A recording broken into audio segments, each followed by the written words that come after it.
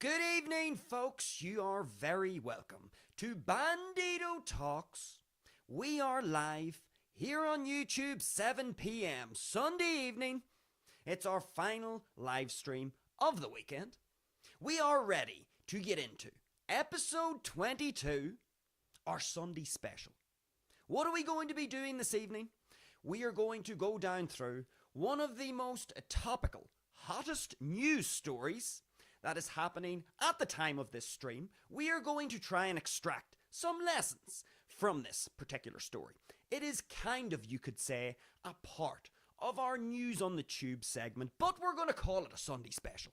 We're going to call it a Sunday special. Why not? We, of course, had some News on the Tube last night. We had a really good show last night. We got through 2 news articles. I did go off on one, I would have to say, on the first news article with respect to Dennis O'Brien. And Dennis O'Brien having to fork out over €800,000 for defamatory comments directed at 2 lawyers. We had that particular story. Then we had the story about the gentleman. What was his name? Old Carl Bushby. The man who's been walking for 27 years around the world. He's nearing the end of his big mammoth challenge. An interesting story indeed. An interesting story indeed. 2 good stories we got through last night on News on the Tube. So I would encourage you to watch that show. I thought there were lessons to be extracted. There will of course be more lessons to be extracted tonight as well, when we go down through our principal news story for tonight. We're of course going to use AI.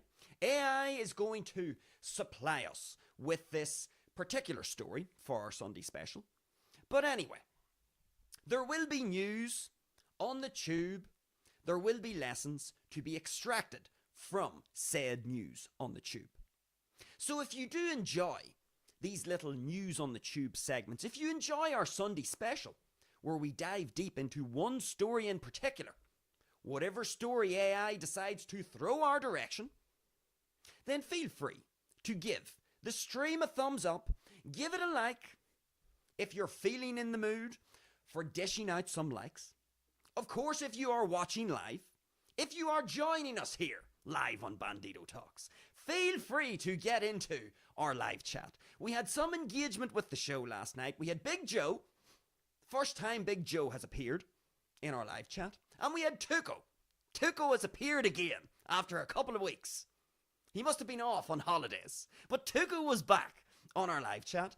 So again, if you are joining us live, I would encourage you to engage with the show. Engagement makes things more interesting. So of course, drop your insights, your comments, any queries you may have about tonight's show, whether they are relevant or not. All comments are welcome. We will go down through all of our comments in the live chat, if we have any, at the end of the show. Of course, if you are watching the stream after the live event has been posted, then get down into the comments section. Let the Bandido know what you think of tonight's show and what we are going to cover on tonight's show. And then finally, if you like what we are doing here at Bandido Talks, if you find it useful, informative, insightful, valuable in some way, then feel free to subscribe to the channel. Of course, folks, we are always live every Friday, Saturday, and Sunday here on YouTube at 7 p.m. Irish time. So you will always have your 3 live streams, Friday, Saturday, and Sunday. We always have an upload on Tuesday as well. And this Tuesday coming is the first time we are going to have a guest episode. So this Tuesday coming, the 2nd of December at 7 p.m, we will be having a premiere for our first guest interview here on the show. I don't want to give too much away, but all I'm going to say is this individual has been involved with a local business that has been running for over 38 years. He is in the clothing and fashion sector. That is all I'm going to say. It was a really good chat. There were lots of golden nuggets and lessons and useful insights throughout the entire interview, so I'd encourage you to get your diary out. Put into your diary on December the 2nd at 7 p.m. that the Bandido is going to have a guest coming your direction with some useful insights and lessons that we can apply to our own existence.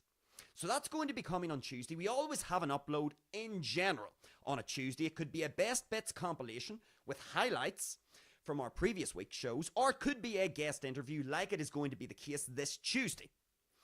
And of course, we will have our YouTube shorts flooding in throughout the week. There will be highlights from all of our shows. So there is loads of content coming your direction here on Bandido Talks. Not to mention that the Bandido will be uploading some of his original music.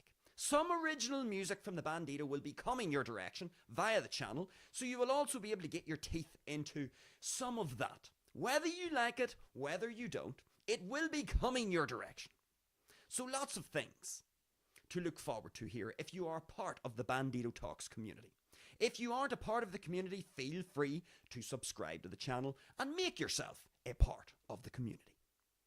And with all of that said, folks, let us get into tonight's Sunday special show. It will be, of course, our last live stream of the weekend.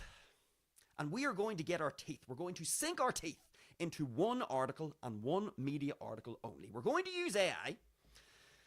So I'm going to type into AI. Let's see if AI can give me the most up-to-date, topical, hottest news story. I don't know what it's going to be. I'm on AI right now. I'm going to type in the biggest story at the time of the live stream. Let us see what AI is going to throw our direction. Last week, of course, on our Sunday special, we were talking about the Ukrainian peace plan. So let's see what it's going to throw our direction.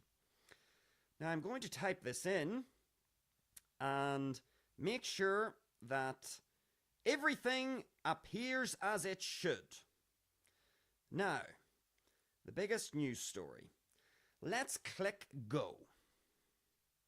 And the AI is loading. It's thinking. Let's see what it's going to throw our direction. Okay. So I've asked the AI to give me the headline and to give me a little bit of a summary as to what our story is about. And then once we go through the summary, we're going to get right into all of this, see what lessons we can extract from this main media article. So, the headline is as follows. Mass global protests for Palestine intensify amid Middle East tensions. So let's read this summary from the AI.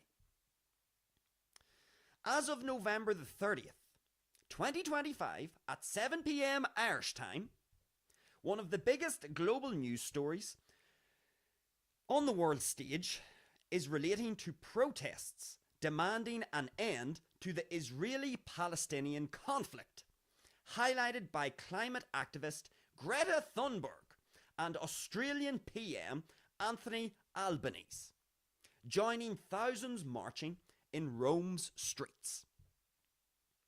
Demonstrations have spread to major cities like London, New York and Paris, with over 100,000 participants calling for a permanent ceasefire in Gaza and sanctions on Israel following recent airstrikes that killed 24 Palestinians despite a US brokered truce. Organisers, including Amnesty International and Palestinian groups, accuse Western governments of complicity through arms sales, while counter-protests in Tel Aviv, in Israel, demand hostage releases from Hamas. The rallies coincide with the UN General Assembly's emergency session on Gaza's humanitarian crisis, where aid blockades have left over 1.9 million displaced and famine risks escalating in winter.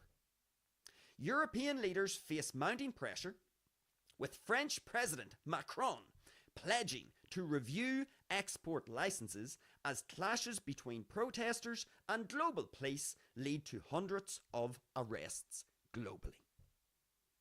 Okay, so that's our summary from AI.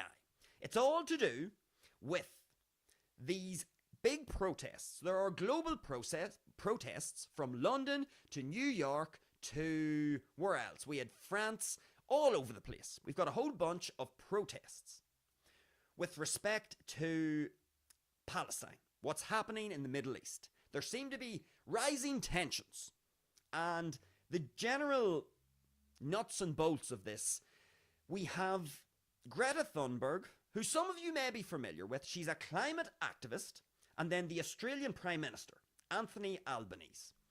They are joining thousands marching in Rome's streets.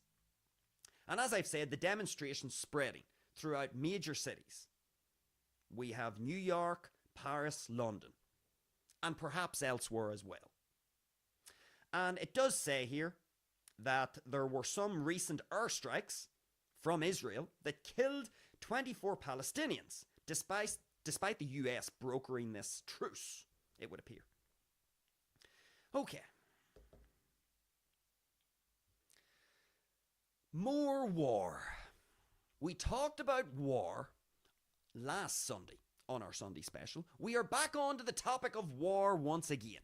So instead of talking about Russia and Ukraine, we are now talking about Palestine and Israel. So let's see. What lessons can we extract from this particular news article? So we have these global protests. People are becoming increasingly unhappy with the fact that Palestine seems to be getting pummeled by Israel. 24 more people have been killed. There seem to be blockades with respect to aid. People are very hungry. Some of them they're starving to death, and we're going to be coming into winter now as well. And the article's basically saying that as we come into winter, this is only going to intensify. Things are only going to get more ugly and difficult for the Palestinian people. And so on a global stage, we have people, the Australian Prime Minister, Greta Thunberg, everybody is leading the charge for protesting against what's happening here in the Middle East. Now, let's see what we can start to learn from this. What can we start to learn from this? Well, unlike last week, the UK is not an ally to Palestine. So immediately we have a different set of circumstances with respect to the UK, with respect to France, with respect to the European Union. To my knowledge, they are not allies of Palestine. And there seems to be a whole bunch of mounting criticism of Israel. Now, what I find interesting about this, and I suppose we are trying to extract lessons for ourselves. When I read this, here we have a conflict taking place in the Middle East between Israel and Palestine. Now, do we see images of this? Do we see video footage of what is happening in Palestine? Do we see perhaps the unfair treatment of Palestinian people? Do we see the devastating consequences of war? Can this make us very unhappy? Yes, it can. Because there's no question, if this is coming up as one of the largest, hottest global news stories, you can bet your bottom dollar that certainly across the Western countries, the UK, Germany, France, the United States, across the West, you can bet your bottom dollar that essentially across all of these news stations, no matter what the language is, you're going to see some form of this story. And perhaps you're going to see footage on the ground of what is happening, the devastation that war can cause. Now, obviously, it goes without saying, if you are actually living out in Palestine at the moment, this is an enormous problem. You are stuck in the middle of a war. And so for the Palestinian people, this is horrendous, as it would be horrendous for anyone who is stuck in the middle of a war. That goes without saying. Now, for those of us who aren't living in Palestine, we are not directly involved in this. We are watching from afar. So, for example, the Bandido is based here in Ireland. So I'm in Ireland. I'm a long way away from Palestine or the Middle East.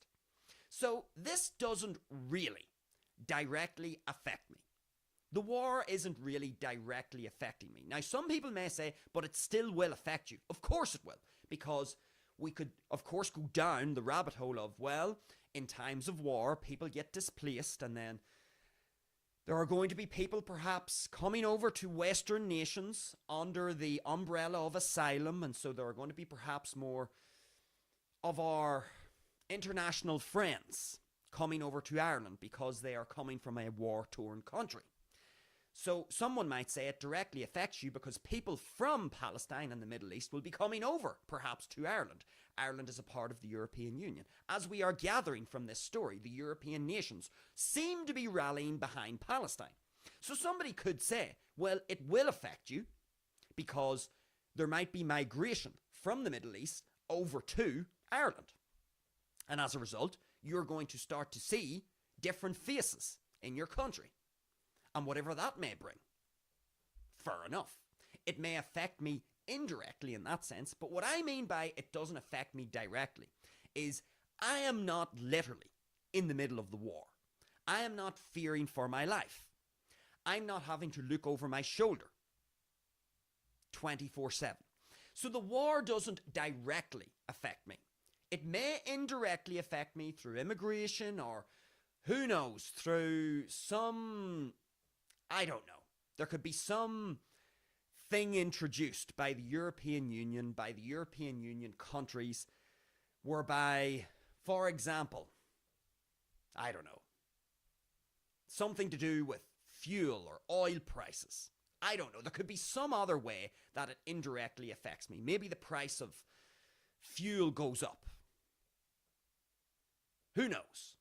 Maybe the markets get a bit spooked. So if you've got some investments in the stock market or whatever it is, markets tend to get spooked whenever there are wars and there is uncertainty. So maybe if I've invested some money in stocks or wherever, maybe they will suffer so long as this war and conflict continues. And as it starts to intensify, the markets may get spooked.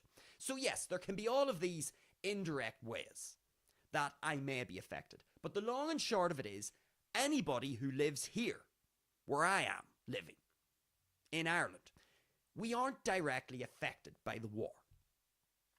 So the first thing I think of is when I see this story, and if I did watch the news, I'm sure I'm being bombarded with a whole bunch of information with respect to this conflict. I'm being shown imagery of this conflict. And the first thing I think of is, this doesn't actually affect me directly. That is the first thing I think of. And some people may say that's selfish. You should be thinking about the poor Palestinian people. You should be thinking about the dire set of circumstances that they find themselves in. Now, do I have compassion? Do I have a thought that comes through my mind from time to time when I think of people who are in circumstances that are worse off than mine? Of course I do, from time to time. But on the whole, I'm not thinking about this. I really am not. And I'm not going to sit here and try to make it out like I have some skin in this game. I don't. And so, reading the article, because this does not directly affect me, and even the indirect effects of this particular conflict, they're not really devastating.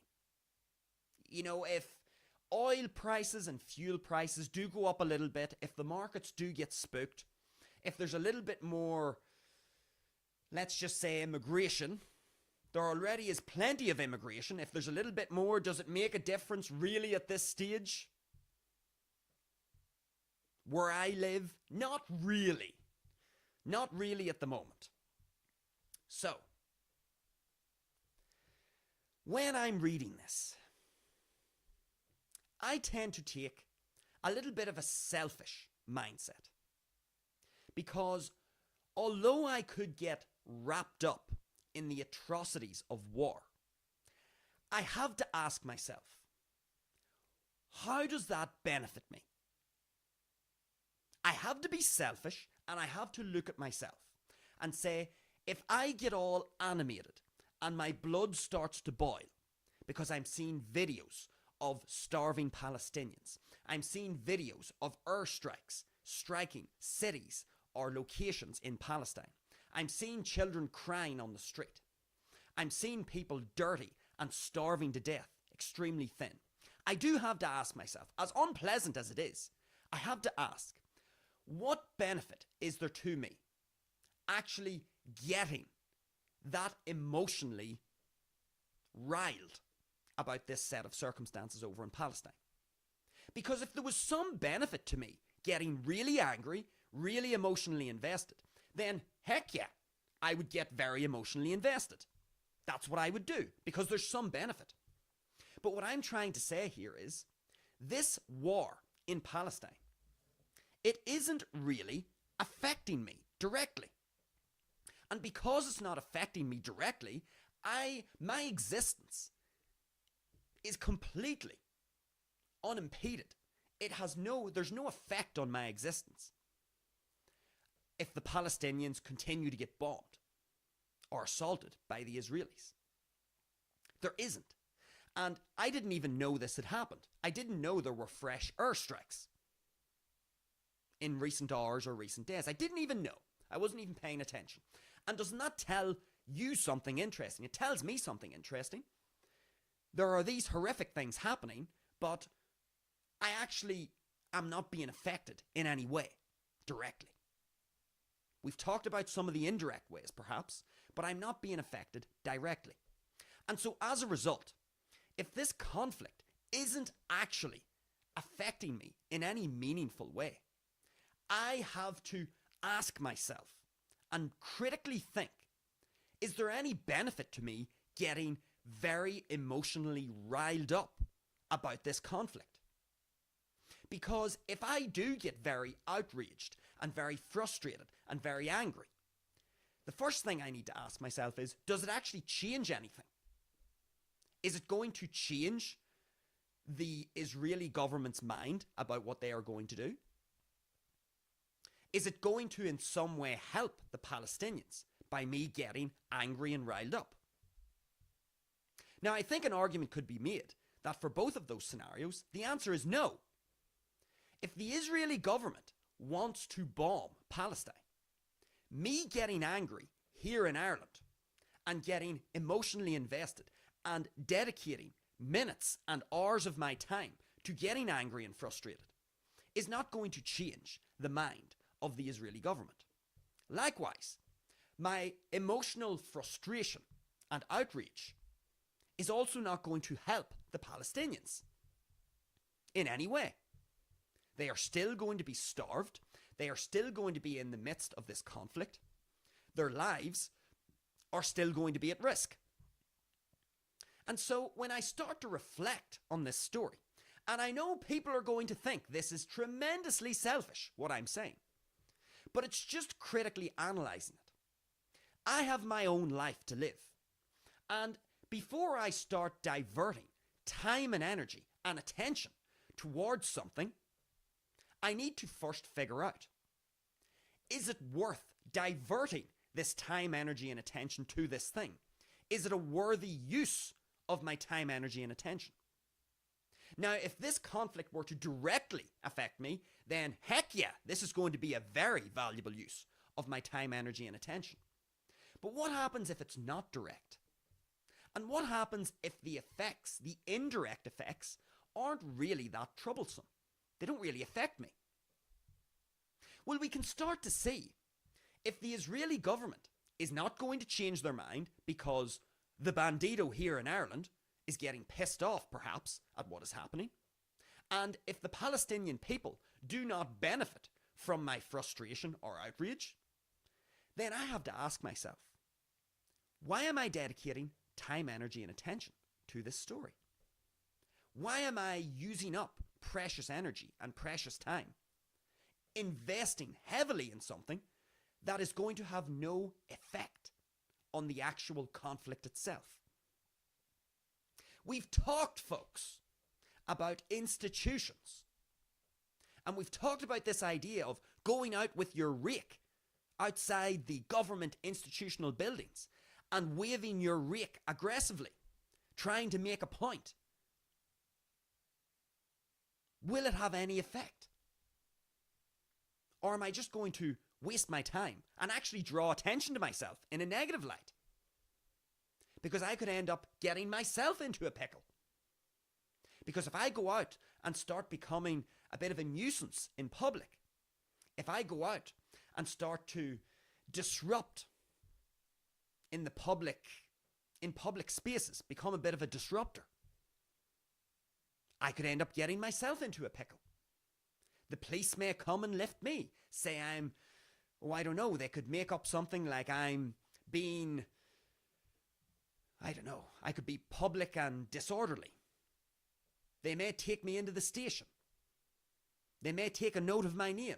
All for what?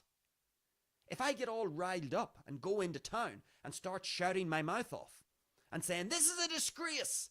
Israel's bombing Palestine again. There have been more airstrikes. This is disgraceful. We need to do something about this. If I start going into town, shouting my mouth off as one person, firstly, I'm using up my time for something that isn't going to have an impact. And then number two, I'm just drawing attention to myself in a negative light. I look unhinged. I look disorderly. I look like I'm being disruptive. Someone might call the police. There's this lunatic in town shouting about Israel and Palestine. He's being disruptive. And then I get into a pickle. All for what? If it actually made a difference, well then that might be a different discussion. It makes no difference. And somebody might say, that's a very defeatist attitude.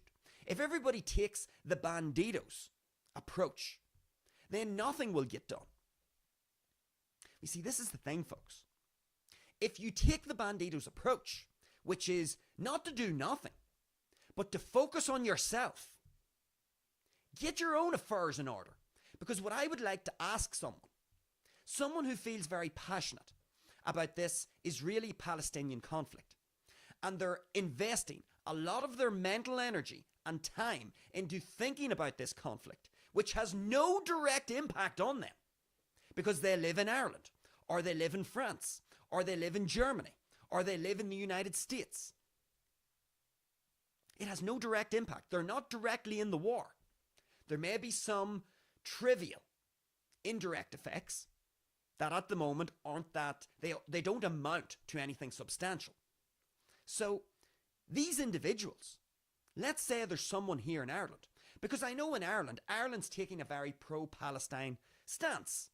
People are getting very riled up about what's happening over in Israel and about what's happening in Palestine and the war in general. And what I would like to ask these people here in Ireland who are not directly affected by this and whose lives are largely unimpacted by whatever happens in this conflict. Remember, folks, this conflict, and I think people forget this, this conflict has been going on for decades. It's been going on for ages. Israel has always wanted to get rid of Palestine. They've always wanted to expand. Palestine's in the road of that expansion. So this has been going on for a very long time. And throughout all of this time, I'm sure there has been public dissent. People have been unhappy. And what has changed? Zero. Nothing has changed. And I would like to ask these people here in Ireland that are very invested in this, very invested in this conflict that has no direct impact on them. I'd like to ask them, have you got your own affairs in order? What sort of a financial situation are you in? Are you employed? Are you actually earning what you believe you should be earning? Are you living your own existence the way you want to live your own existence? How affected are you by inflation? What are you looking to do with your own life? What is your life satisfaction? I would like to ask some of these questions because someone could say to me, you're very selfish and you're very defeatist. Why would you not want to be vocal in your support of the Palestinian people and get all riled up about this? Well, I'll tell you why. Because this conflict, folks, And this may be an unpopular opinion, but really, for those of us who aren't directly involved, it is a distraction. It really is. It's a distraction. And I'm not saying you shouldn't be paying attention to what's happening on the global stage. You should be paying attention. You should be paying attention. But what I'm saying is, if you are putting a conflict first and foremost ahead of everything else in your life, a conflict that isn't actually affecting you directly, if you're investing all of this time, attention, and energy into thinking about this, when, as we've already talked about, it ain't going to change the government of Israel's mind, and it ain't going to help the Palestinian people. If those things, if you getting angry and outraged isn't actually doing anything, why are you doing it? And if you're actually in a position in your own life where your own ducks aren't in a row, well, now I'm particularly perplexed, because I'm looking at you pool all of this time, energy, and attention into getting outraged and frustrated about this war that has nothing to do with you, yet your own house isn't in order. And this is the thing. People would call me selfish and defeatist and not showing my humanity. I do have a lot of awareness about what is happening out in Palestine. Of course I do. I know what's happening. But I'm also realistic in what I can do and what I can't do. I am not going to influence what is happening out in Palestine and this conflict that they have with Israel. And if you are not directly involved in this conflict, you should be asking yourself, all of this time and energy that I'm devoting to this subject, is it actually productive? Could I be using this time and energy elsewhere in my own life to actually enrich my own experience in life, to actually achieve the things that I want to do? Instead of just you know what it reminds me of? It's actually lazy thinking in a sense. Because here you have a lot of people will be in a circumstance right now whereby with inflation, with taxes now rising, because of course the budget happened over the last few days and taxes are going to be raised here in the UK. So if you live in Northern Ireland, Scotland, Wales, England, if you're part of the UK, well, there's going to be a tax rise now. So you're going to have to pay more taxes within this inflated economy where things are pricier, the currency is being devalued, economic times are difficult. People are just about making ends meet. And so in this period of time, I would be confident in saying that there will be a whole bunch of people incredibly emotionally invested in the Israeli-Palestinian conflict and devoting a whole bunch of time and energy into thinking about this conflict and getting angry about it and getting sad about it, getting depressed about it, when their own house is not in order. They haven't got their own ducks in a row. And so what I'm then saying is, well, hold on a second. If there is room for improvement in your own existence, how about you just focus on that first? Keep an ear to the ground. Keep an eye out for what's happening on the global stage. You want to be informed. You want to have your credible sources of information. You want to be cross-referencing your own independent thinking with these credible sources so that you have an accurate picture of what's happening globally. You don't want to have a distorted worldview, because that could lead you into errors. That's fine, you can still do that. But excessively pooling time, energy, and attention into a Middle Eastern conflict that has no direct impact upon you, when in your own existence there are definitely specific aspects of your existence that could be improved. Perhaps you don't have a lot of money at the moment. Maybe you are working a job that you're not that interested in. Maybe you think there's more in you. You could be maybe shooting a little bit higher. Maybe there's something that you've been putting on the long finger that you ought to get into. Whatever it is. And this is the thing. A lot of people watch the news. A lot of people will be getting constantly bombarded by the imagery of this war, by survivors of the war. You will hear from doctors who are out in this war-torn part of the world, where this Israeli-Palestinian conflict is happening.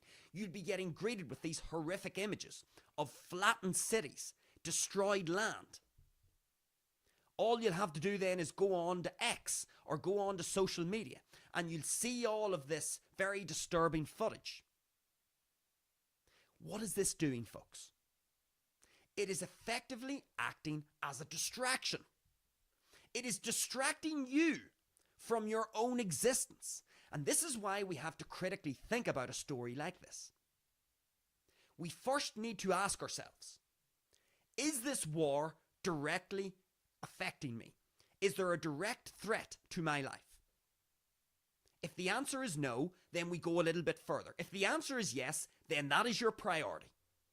If you are about to enter into a war, or you're in a war right now where you live, you need to get the hell out. That is your priority number one. Nothing else matters. That goes without saying. But if you are not directly affected by the war, we need to move on to the next step, which is okay. I'm not directly affected. What are the indirect consequences of this war? All right, well, maybe there might be some uncertainty in the markets, right? Okay.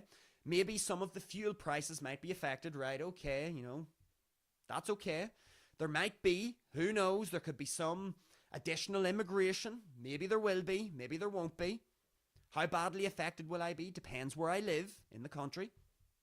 At the moment, the overall effect is mild. So, okay, right, so there's no direct impact. The indirect impact is mild. So then we move on to the next step. Well, if there's no major impact upon me, will me getting angry, frustrated, depressed and sad about this actually help the Palestinian people? Let's think about that. Does me getting angry, sad and outraged right now help anybody in Palestine? No.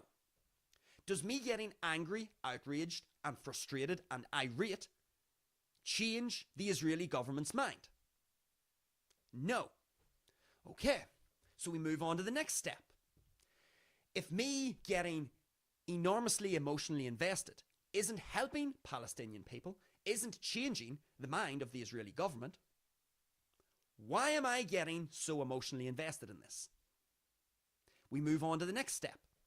Is there anything in my own life that could be improved? Am I in optimal circumstances at the moment in my own existence, in my own country where I'm living right now? Am I flying high? Am I achieving as high as I can be? Is my life as brilliant as it could be? Because if you are saying no, no, no to these questions, then you then need to go a little step further and say, why am I not prioritizing me? Why am I prioritizing a war in a far-flung land that isn't directly affecting me and doesn't have any major indirect consequence for me? Why am I literally sacrificing my own existence? Why am I giving up precious hours of my time, dedicating it to thinking about this particular issue, when all of this thought and thinking has no impact on the conflict itself? And why am I doing this when my own house isn't in order? Why am I doing this when I could actually be investing this time, energy and attention into me and bettering my own existence? Because the more capable I become, the better it is for the people around me. And if the people around me try to get better and better and better, that then expands further, and that gets better for the community. And then if the community continues to improve themselves and get better and better and better, you can see how this expands. All of a sudden, you've got a large group of people who are in optimal circumstances, economically, financially. They are doing things they want to do. They're highly motivated. Is this not a net benefit for your country and the area in which you live? Notice how it all starts, though. It all starts by you focusing on number one. If you don't have your own house in order, how the fuck do you expect to help people out in Palestine? Think about that. Be honest with yourself. If you are not in optimal circumstances, if there is still plenty of room for improvement in your own existence, how do you expect to be of value to the Palestinian people if that is what you really care about? I could actually make the argument you're doing a disservice to the Palestinian people by you not being in optimal circumstances. Because if you are not in optimal circumstances, if you are not flying as high as you can be in your own life, how are you able to help other people to the best of your ability? You can't. Because if you are shackled by your own incompetency and lack of achievement, how do you expect to meaningfully help other people that are in a land far away, a far-flung land? It's way over in the Middle East.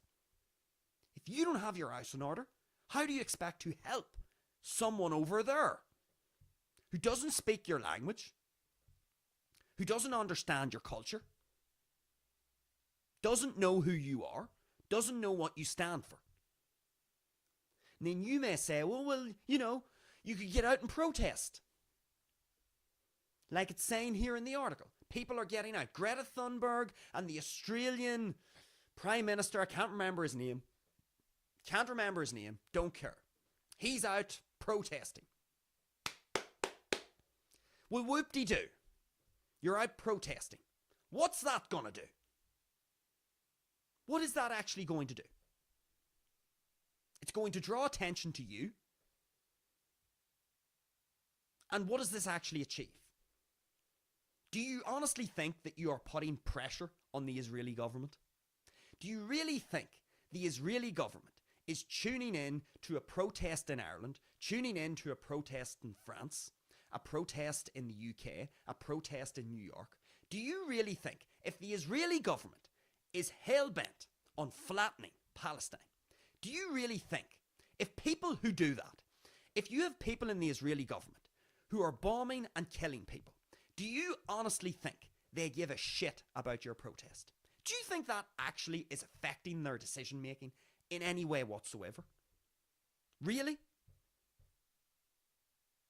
Because an argument could be made it is making zero impact on the Israeli government.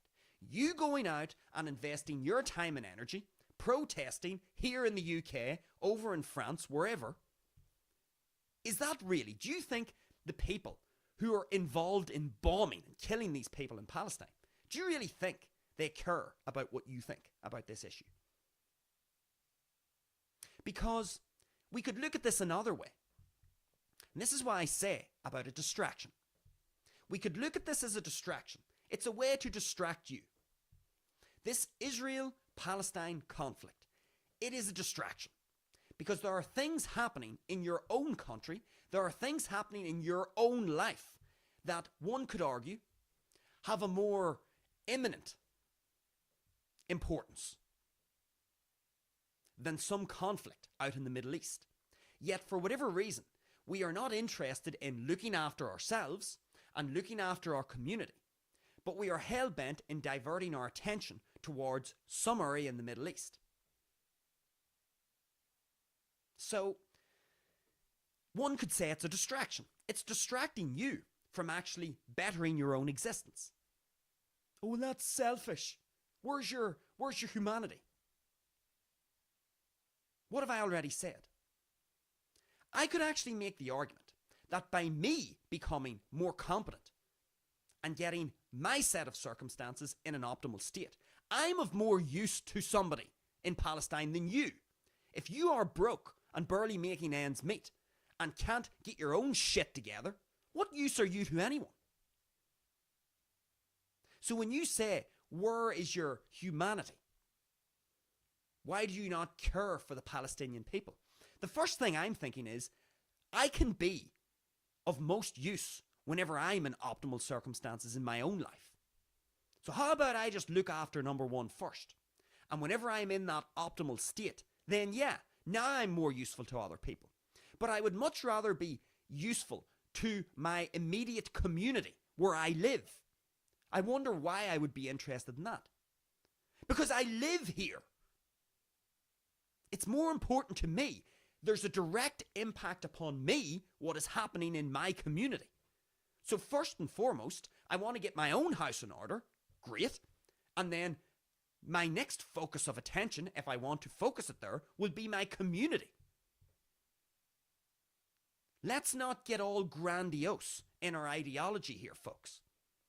You trying to take care of people out in Palestine and literally sacrificing your own existence in your own community. What's the sense in that? How can you be of optimal value to people when you yourself are not in optimal circumstances? And a lot of people are not in optimal circumstances because taxes are rising. We have the inflated economy. Times are tough. Things are expensive. It's hard to get employment. Harder to get employment after the budget because, of course, minimum wage has been raised as well, which makes it more difficult for employers to employ people because they have to pay them more. So it actually dissuades employers from employing people. So we could make the case that unemployment could potentially go up. And when you're unemployed, you have no money. When you have no money, you're in a position of weakness. Because if you cannot look after yourself, how do you expect to help people out in the Middle East, in the middle of a war? And so this whole thing, we could say, operates as a distraction. Distracting you from looking after what is in your interest, in your direct interest, and what is in the direct interest of your community, where you live. Oh, but no, let's distract the uninitiated and have them think about something that's happening thousands of miles away that has no direct impact on them. And not only can this sort of thing function as a distraction, but there's another angle that we could actually attack this particular story. And how about this, folks? Do you not find it interesting that all of a sudden, in the last year, it's become very popular to criticize Israel? It's become very popular to adopt a pro-Palestinian stance. Ever wonder why that's the case? Why all of a sudden is it popular to have this opinion? Because it wasn't popular 2, 3, 4, 5 years ago. You never heard anybody criticizing this particular conflict. As I've already said, this conflict has been going on for a long time in the Middle East. So why all of a sudden now? Miraculously, in the last, year and a half, all of a sudden, it's really popular to criticize what's happening with this Israeli-Palestinian war. Ever wonder why? Why is it suddenly so popular? Well, think about it this way, folks. If the war is acting as a distraction for some people, perhaps the intent is to actually get you irate and outraged. What happens if that is actually the chess play that is being employed here on the chessboard to get you irate and angry? Not just to distract you, but to spur on the people out in the Middle East who are, quote, committing the war crimes. What happens if all of this criticism, all of these protests, Greta Thunberg, the Australian Prime Minister, what happens if this is actually playing into the hands of the Israeli government and the people who are involved in this conflict? Maybe they want you to feel this way. Maybe they want the globe to turn against them so that they can adopt the underdog mentality. Look at this. The world is against us. Let us batten down the hatches. Let us unite, Israeli people. Look, everybody doesn't want us to succeed. What happens if this is a grand plan, a 4D chess move in order to get you to criticize Israel so that this acts as a binding force within the country of Israel. It unites the Israeli people. And it makes them dig in even more. Maybe that's the play on the board. To turn the world against them so that they become more united. Their people become more united. There's less dissent within the country. And so Israel, like a juggernaut then, just goes straight for the bullseye with a fully united population.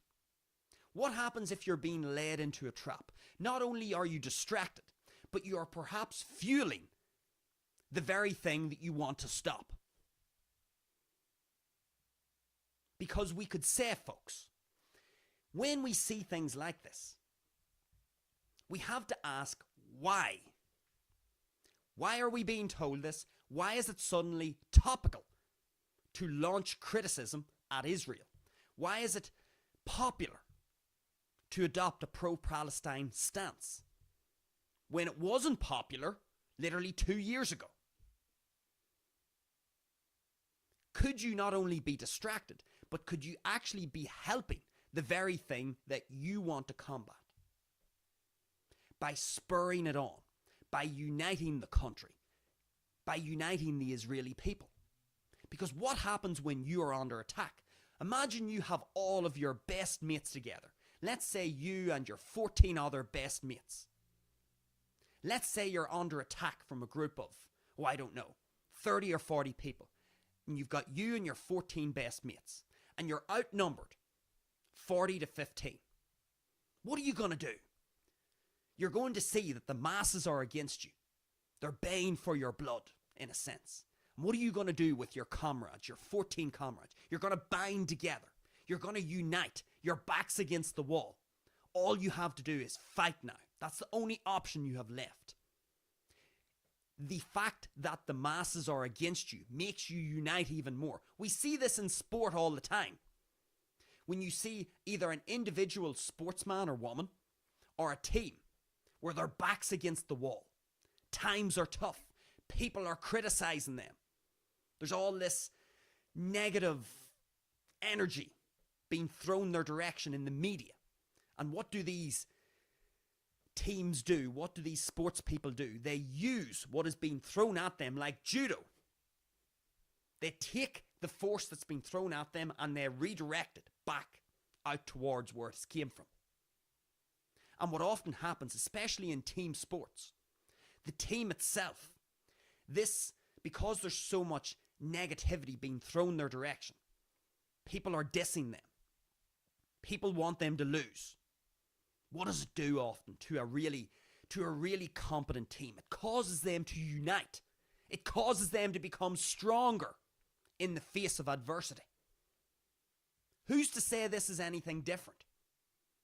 Not only could you be distracted by it and you don't have your own house in order, your own ducks in a row, and you're sacrificing your own existence to focus on something that you ultimately have no control over, you're not able to impact it, the very thing that you're trying to stop isn't listening to you, but not only is it a distraction, you could actually be fueling the very thing that you want to stop.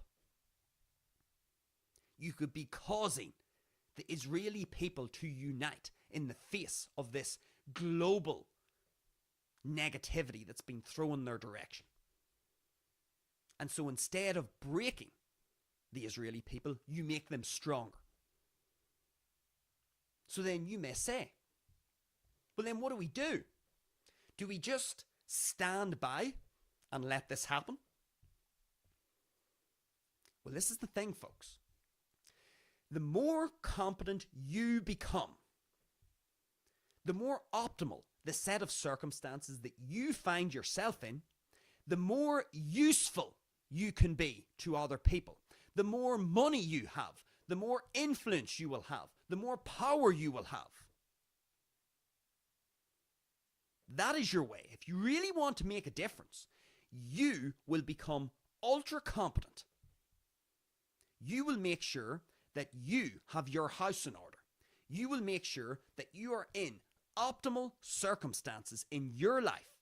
Because whenever you are when you're at peace, when you're content with your own existence, when you aren't just making ends meet, when you're comfortable, when you have everything ordered,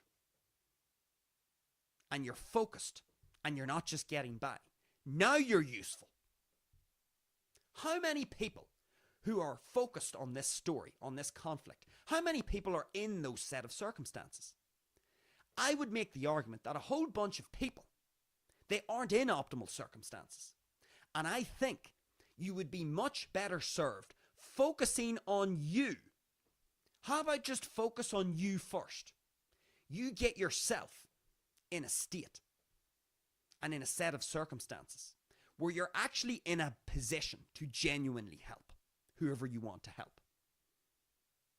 As opposed to just getting angry, getting sad, getting depressed, getting frustrated. What does that do?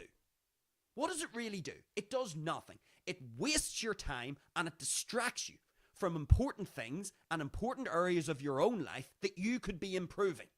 That's what it does. It acts as a distraction. And better still, there could be an argument made. And I don't even know if this is true. I'm just saying that there could be an argument made that not only are you distracted, but you are actually making the enemy stronger. If you see Israel as the enemy, you could be making them stronger by forcing them to unite in the face of all of this global negativity towards them and their country and their people. What is the answer? Ultra competency on your behalf. The more competent you become, the better your circumstances are, the more useful you can be to anyone, whether it's someone out in Palestine or someone in your local community or country. The more competent you are, the more valuable you are as a human, the more resourceful you are, the easier it is to help other people. If you are barely keeping your own life together, how do you expect to help anyone, let alone some Palestinian out in the Middle East in the middle of some airstrike or horrific war that's taking place? So that would be the main lesson. That would be the lesson, folks, from this story. Yes, can we have compassion? Can we see the Palestinian people struggling and feel a deep emotional response, feel on a human level this compassionate feeling for what is happening? Yes, of course we can. Nobody with a proper functioning brain would be taking satisfaction in seeing the suffering of other people in war. Obviously not. But if it's a big deal to you and you really want to help the Palestinian people, or you want to help anyone, you must realize that you getting distracted by something and not focusing on your own skills, your own abilities, your own circumstances, and making you the most optimal form of yourself, the most competent form that you can be. If you are not in circumstances that are optimal, you then need to be honest and say, how can I really help people? Because you are struggling. And so then the anecdote, the solution to this would be, yes, you can look at the war and you can see the struggles of the Palestinian people. And instead of just getting outraged about it and frustrated, shouting your mouth off, or even going out to protest, instead of doing any of that, how about use those feelings of anger and frustration and irritation at what you're seeing, use them to fuel your own increased competency.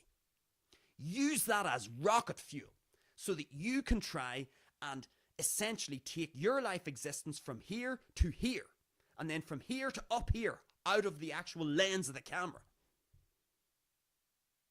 Because the more you can get competent, the more you can make your own life optimal, the more useful you can then be.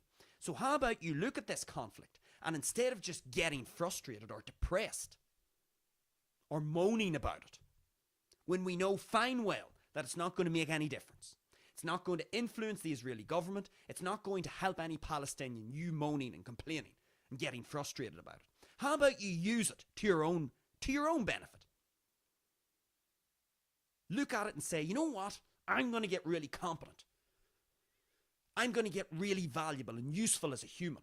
I'm going to get really resourceful. I'm going to make sure that I am not struggling in my own existence. Because if I can get myself into circumstances where I'm not struggling, where I'm not barely making ends meet, and I'm in a comfortable set of circumstances, I'm in a set of circumstances where I can actually be of use. And I can start to divert resources, whether that's money or time or energy, towards trying to do my bit to help these people. If you're in a set of circumstances where you are in a position of power, not in a position of weakness. A position of weakness means you're barely making ends meet and you haven't got your own shit in order. That's a position of weakness. If you're in a position of power, meaning you have got your house in order and you have acquired resources and you're not just making ends meet, now you're useful. Now you're useful to the Palestinian people. Now you can do something. But don't put the cart before the horse. The first thing that you need to do is get your own existence in order. Focus on you. Use what it is that you're reading. Use what it is that you're seeing to fuel your own increased competency. And use it to get yourself into a position of power. And then, and only then, are you useful to someone out in Palestine, potentially, someone in your local community, whoever the hell it is. Only then can you be useful and valuable to other people. So anyway, that's what the Bandido thinks about this particular story. Those would be the lessons that we can take away from this. Let us not get distracted by things that are happening. It doesn't matter how horrific the things are. We can, of course, analyze these things on a human level. We can, of course, have compassion. And we can have a human, emotional, visceral response. Of course we can have that. That's normal. But then let's think critically about it and say to ourselves, okay, fair enough, desperate set of circumstances out in Palestine. Perhaps we could say it's unjust. But you know what?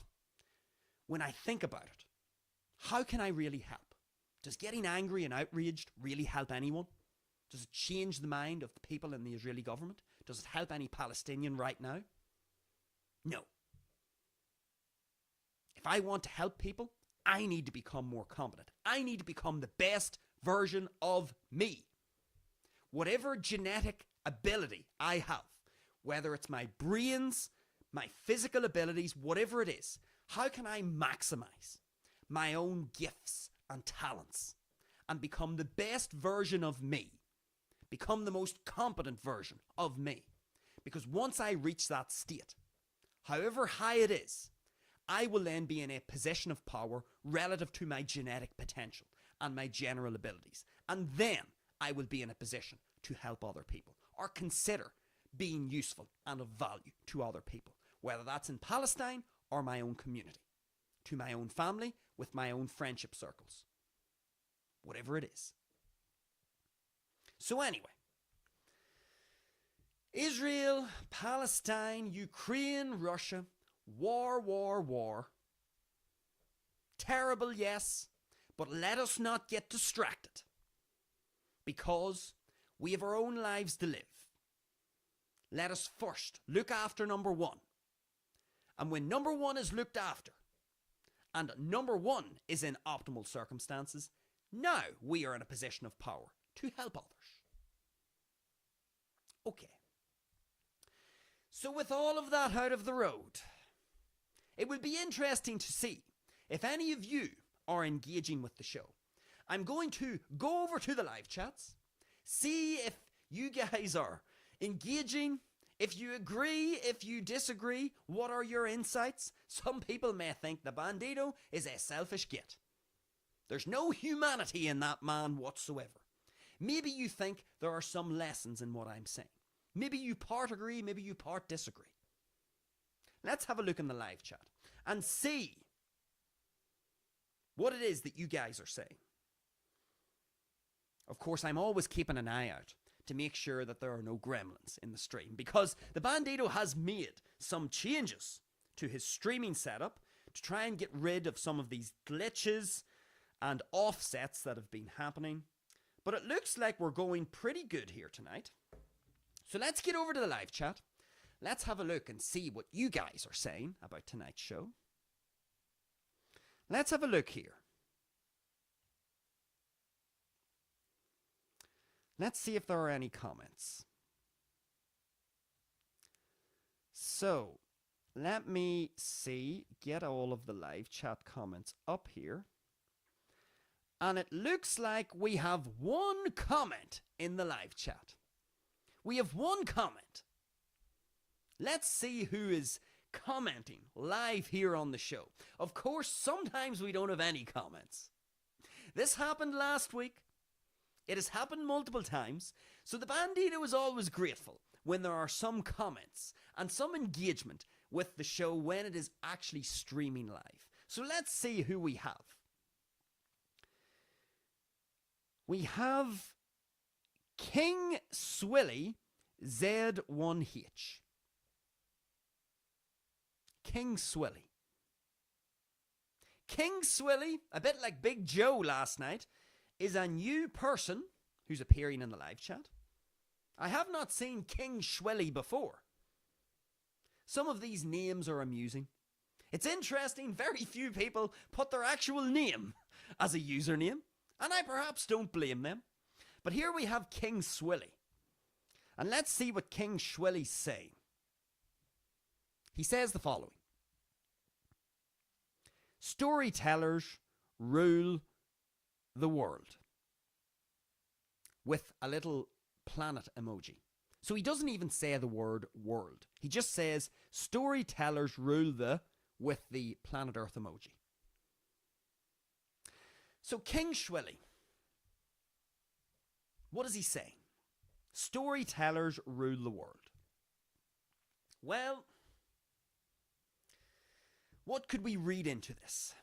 Well, what we could read into this is those who have won the wars, those who have conquered the lands, those who have had the most success throughout human history. Those are the people who actually write history and tell the stories about what has happened in the past. This doesn't mean that the history that they recount is true. It just means that they won at that time in history. They were the most successful people, the most successful group. And maybe what King Swilly is saying is that the storytellers or the history writers are those that rule the world. So throughout history, certain countries, certain groups of people have been in power, have ruled the world at different stages. At one stage it was Spain, then it was France maybe, then the United Kingdom. Now we could say it's the United States. They are the global superpower. But of course, throughout human history, there have been a whole bunch of different people, different groups who have ruled the world. And maybe what King Swilly is saying is that the storytellers are always those. They are always those who have actually won the wars. They are those who have came out the other end of these battles and conflicts as victorious. And so the key thing, I think, whenever I see this comment is just because they won and just because they are the rulers of the world, it doesn't mean what they are saying is true.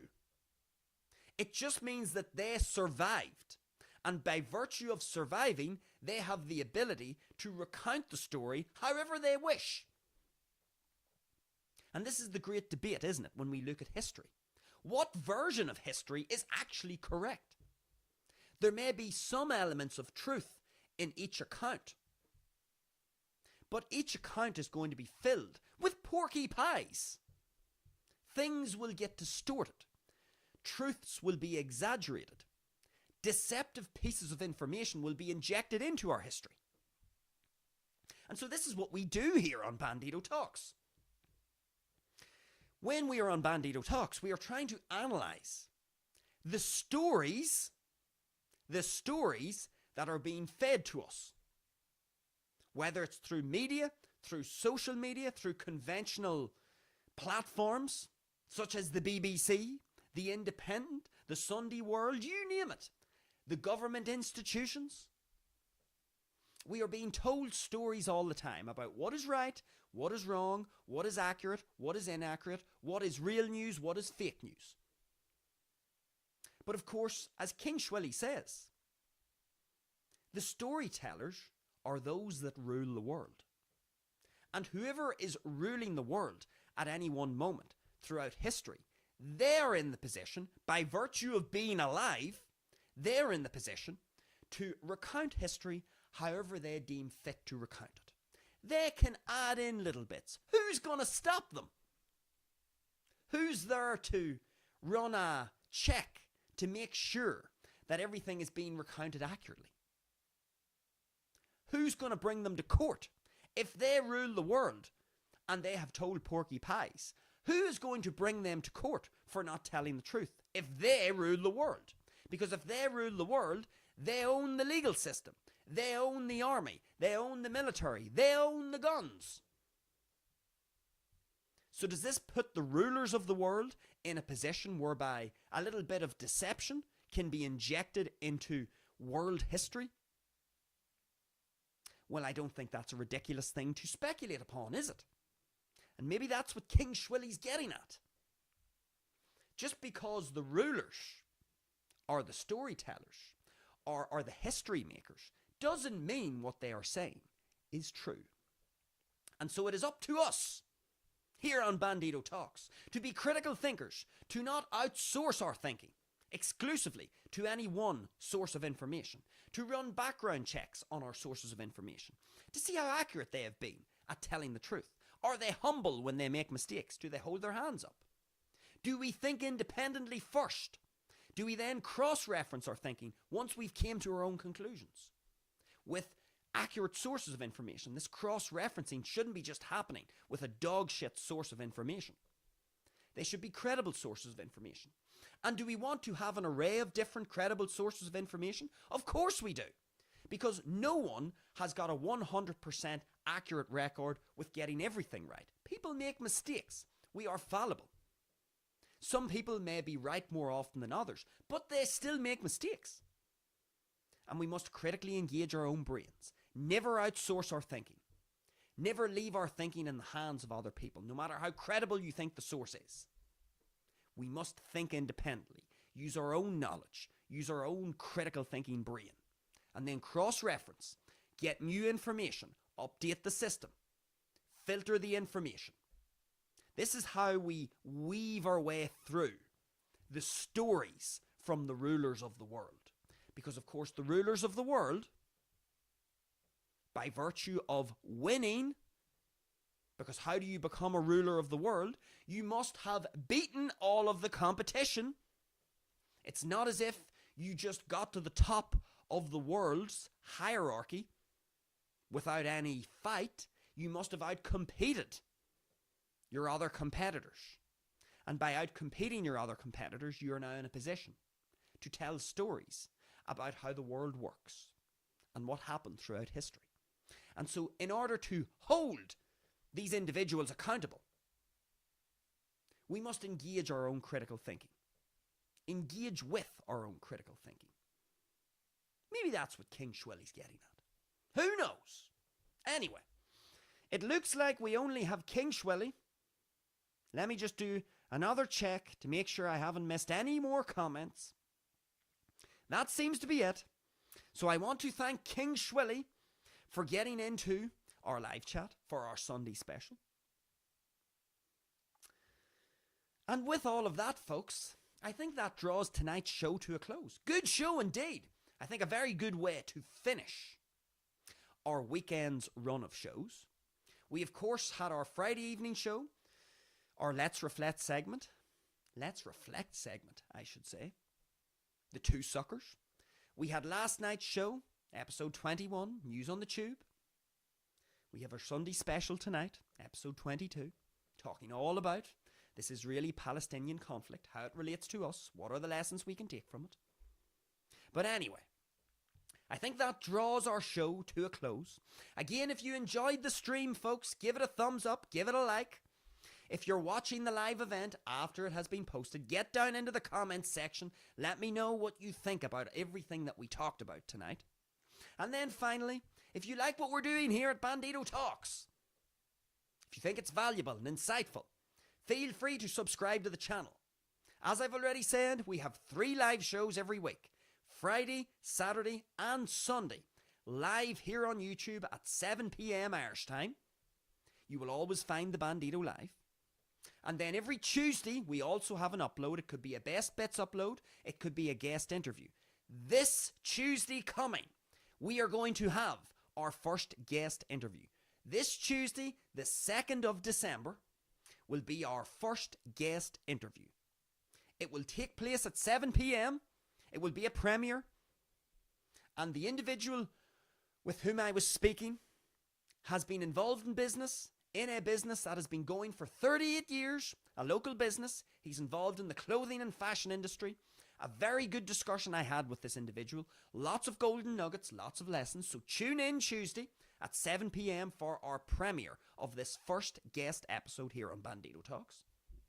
Of course, keep your eye peeled, keep your ear to the ground. Some original music will be coming soon from the Bandido. Bandido sings.